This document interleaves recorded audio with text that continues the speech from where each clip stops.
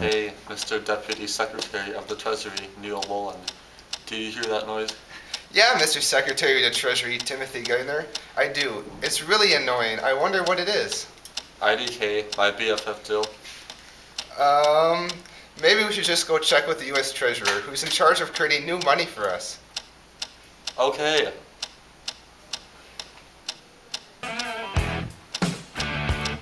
Hey, Rosa Rios, U.S. Treasurer. What's up? Not much, just trying to block out this annoying ticking. It's not working though. Oh, you don't know what it is either? Nope, and the little people below me working at the U.S. Mint hear it too. Nobody knows what it is. Oh, darn. Let's keep investigating then. Well, maybe we could ask the Secret Service. They're in the Treasury, right? No, after the September 11th terrorist attacks, they were moved over to our homies at the Department of Homeland Security. Nobody really knows why they were ever in the Treasury anyways. Oh, okay. Well, I've got work to do, so I'll see you guys later.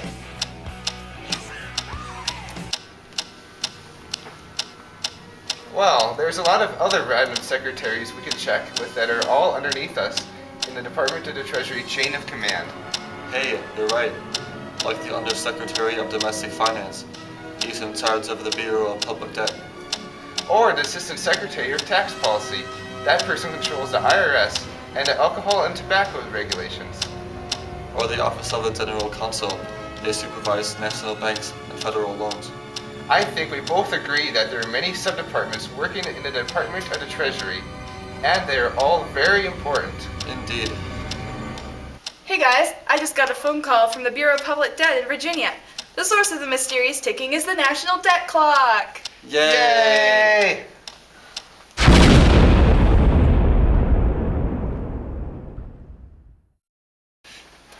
Produced by Niccolo Machiavelli and Plato.